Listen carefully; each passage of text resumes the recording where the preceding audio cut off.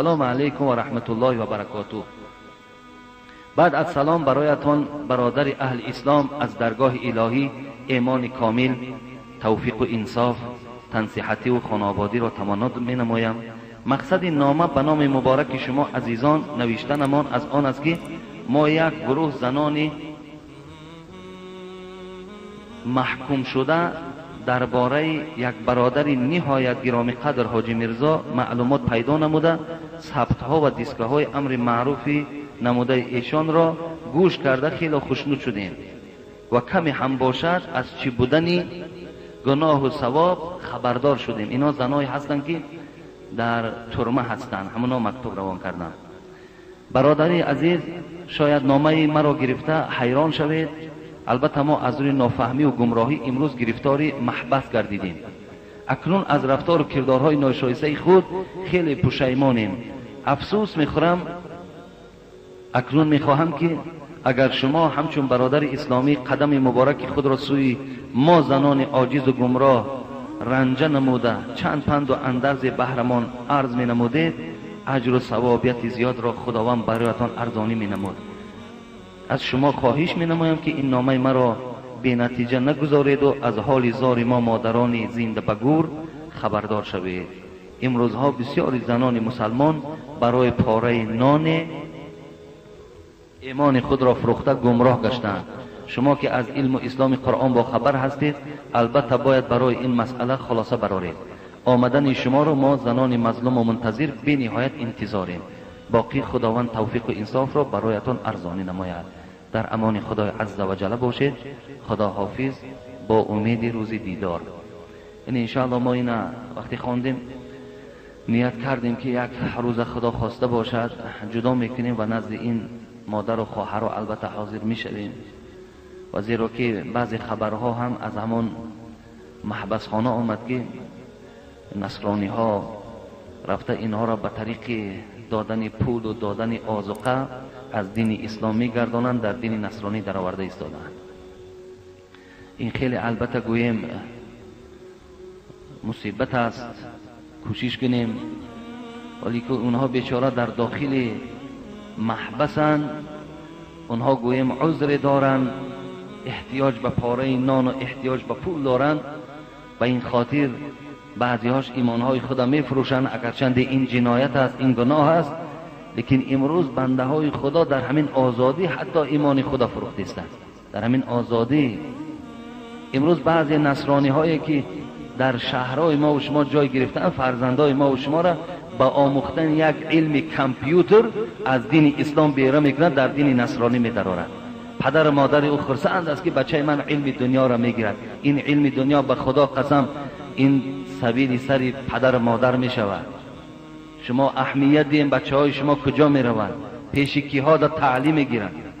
در همین شهر ما و شما اونها کوشش دارن به واسطه انچه یک گویم آذوقه یا که تعلیم های علم کامپیوتر یا دیگر فرزندای ما و شما را از دین اسلام بیگانه میکنند.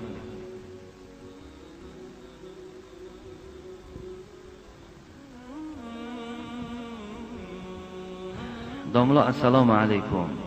پدر من در روسیه کار میکند، پول روان میکند. مادرم پول را صرف بیهوده میکند، مهمانداری، دوگانه بازی، بازار روی. باز ما را میگوید که اگر پدرت پرسد گوید که لباس امان خرید، خوراک امان خرید. چی باید کرد؟ سخن مادر را گیریم یا نگیریم؟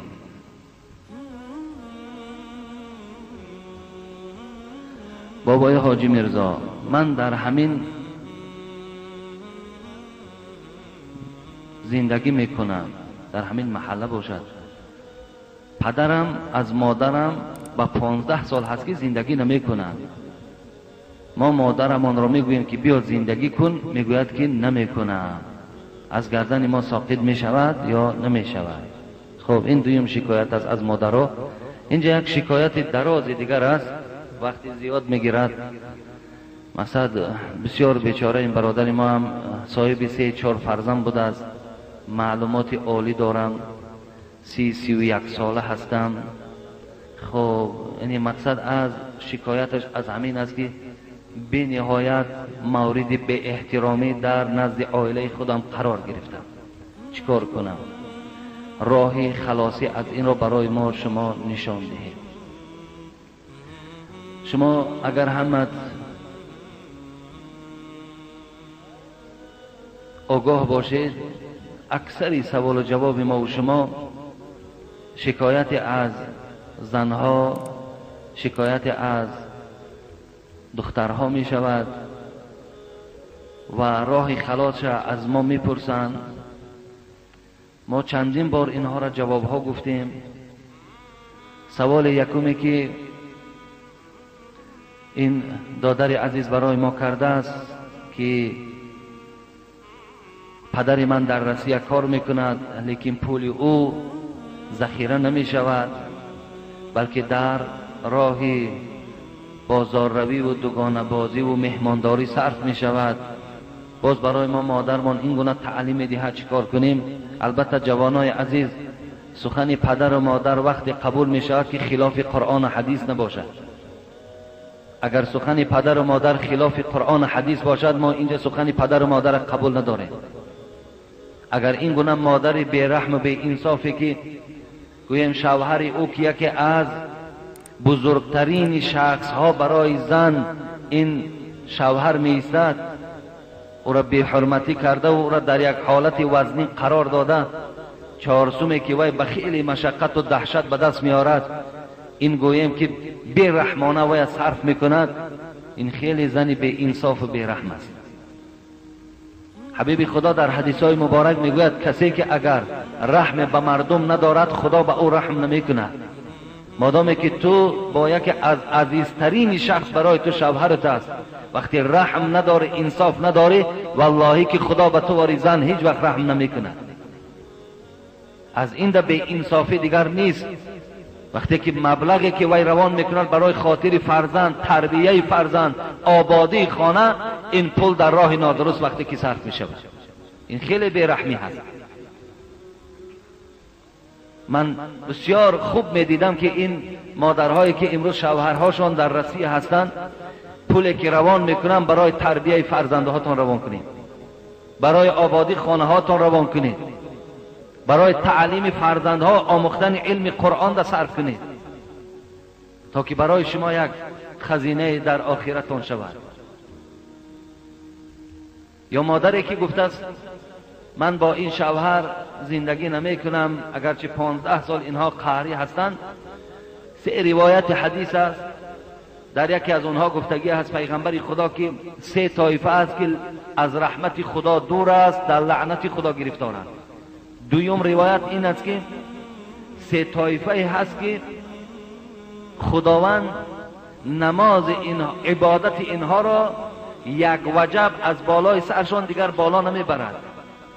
سوم روایت این است که خداوند 3 طایفه را هیچ وقت عبادت قبول نمیگرداند. 3 روایت برای 3 طایفه. یک طایفه همین کین است و امرأة باتت و زوجها علیها غضبان.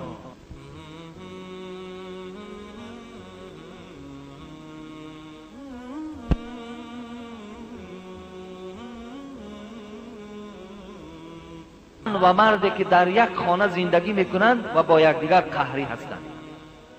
شوهر بالای زن غضب دارد، این گونه زن خداوند از رحمتش دور کرده است، نماز او را قبول نمیگرداند، تمام عبادتش یک وجب از بالای سرش بالا نمی شود. خواهر عزیز، اینقدر ملامت و اینقدر عذاب به سر خود میگیری در یک دنیایی که امروز یا فرد و جان به حق تسلیم میکنی، که از خدا نمیترسی، از عذاب پروردگار نمیترسی. و ما جمعه گذشته یک پشیمانی یک مادر برای شما خواندیم که فرزندا امروز مورد تحقیر قرارش دادن که خانه ما را تو بی فیض و بی برکات کردی، زیرا پدر ما از تو ناراضی مرد. و تو فرد و هم تو هم وارد همین تحقیر باد قرار میگیری که نزد فرزندای خودت دیگه قدر پیدا نمیکنی. از خدا ترسیدن در کار، شوهرها را احترام کردن در کار، به قدر شوهرها رسیدن در کار. این برادری که یک نامه نویسنده است، شما نامه را دیدیم، پشت رو پر از بیچاره، فقط شکایت است چیکار کنم. 4 فرزند زیبا دارم، لیکن ذره در خانه قدر و قیمت ندارم. چیکار کنم؟ مثلا بیچاره در همه درد و در همه غم و مشکلات روبرو می شود. این خیلی آدم دیندار است که مراجعت کرد و الا دیگر جوان میشید، حالی زیر لط کوب قرارش داده بود، با 100 طلاق دیگرش کرده بود و از خانه پیشش کرده بود. آخه اینم از دست جوانا می آید. تا امروز تا حال ما کسی را دلالت نکردیم که زن تا طلاق ده، لیکن اگر همچنان معامله زنها رفتن که گیرد، آینده مجبور میشم که گویم از خانه پیشان کنید، طلاقشون دهید و جانتان خلاص کنید. و شرط است تا همین اندازه ما و شما آمده رسید.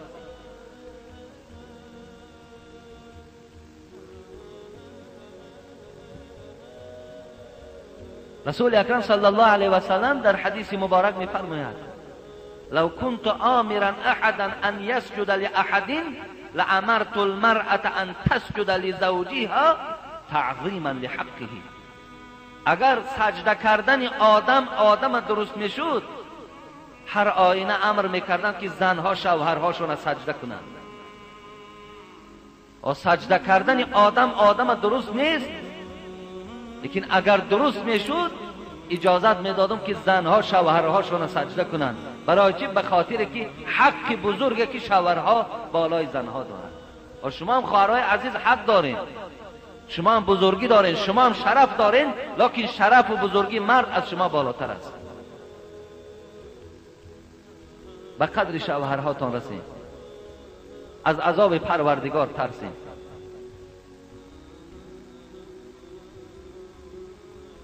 خیلی مصیبت است به خدا.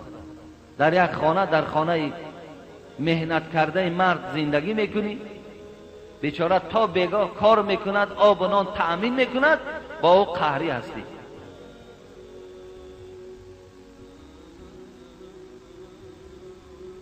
تمام ملائکه ها به خدا، تمام پرنده ها، تمام آن چیزی که در روی زمین است برای این گونه زن لعنت روان میکنند.